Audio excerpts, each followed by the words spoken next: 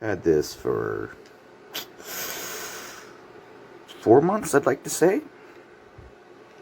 It broke after 2 weeks of use when first the plunger rod shot out of the gun at Mach Jesus and was lost to time.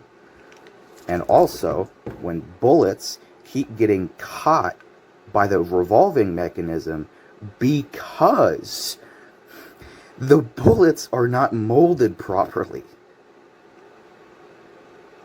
Great.